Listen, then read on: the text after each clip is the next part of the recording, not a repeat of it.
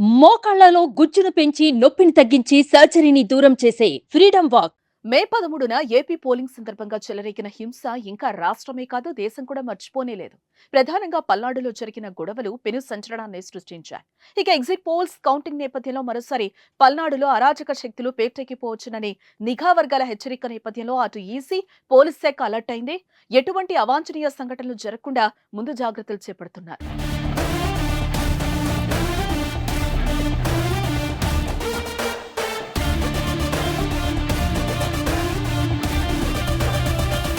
జిల్లాలోని సమస్యాత్మక ప్రాంతాల్లో కార్డన్ సెర్చ్ నిర్వహిస్తూ నిరంతరం పహారా కాస్తున్నారు. కేంద్ర బలగాలు, స్థానిక పోలీసులు నిరంతరం భద్రతను పర్యవేక్షిస్తున్నారు. ఇప్పటికే పల్నాడు వ్యాప్తంగా 144 సెక్షన్ అమల్లో ఉండగా జూన్ 2 నుంచి 5వ తేదీ సాయంత్రం వరకు జిల్లాలో వ్యాపారాలు బంద్ కొనసాగనుంది. షాపులన్నింటినీ పోలీసులు క్లోజ్ చేయించారు. రహదారులపై ముళ్ల కంచెలు, బారికేడ్లు ఏర్పాటు చేస్తున్నారు.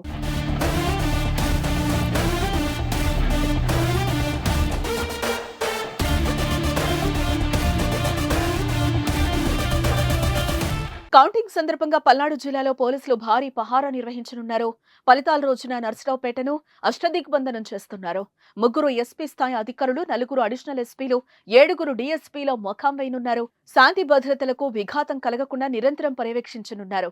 కౌంటింగ్ హాల్లోకి ప్రవేశించే ముందు రాజకీయ అభ్యర్థులందరి ఎన్నికల ఏజెంట్లకు మద్యం పరీక్షలు నిర్వహించనున్నారు. పాజిటివ్ వచ్చిన వారిని హాల్లోకి అనుమతి నిరాకరిస్తారు. కౌంటింగ్ రోజున పిచ్చి పిచ్చి వేషాలు వేస్తే తాట తీస్తామని జిల్లా ఎస్పీ మల్లికా గార్గ్ హెచ్చరించారు.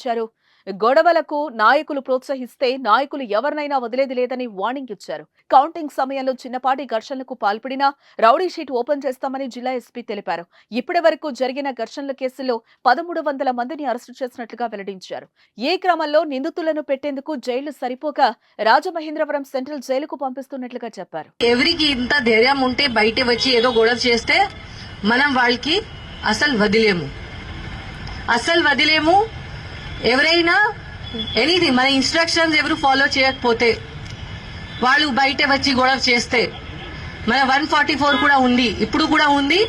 ఇప్పుడు పబ్లిక్ బెనిఫిట్ కోసం మనం ఇంత స్ట్రిక్ట్ గా ఇంప్లిమెంట్ చేయట్లేదు. బికాస్ దానివల్ల చాలా మంది innocent persons, small shop keepers ఉన్నారు, వాళ్ళకి చాలా నష్టం జరుగుతుంది. కాబట్టి మనం ఇప్పుడు రిలాక్స్ అయ్యాము.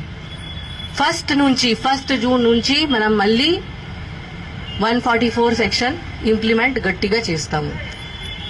అప్పుడు ఎవరు బయట తిరిగితే ఆర్ ఎవరు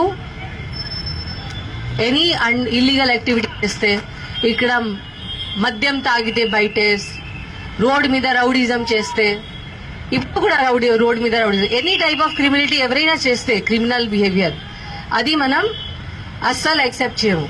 వీ హ్యావ్ టు షో మనం పోలీస్ వాళ్ళు ఉన్నాము, మనం లా అబైడింగ్ సిటిజన్స్ కి మన ఫ్రెండ్.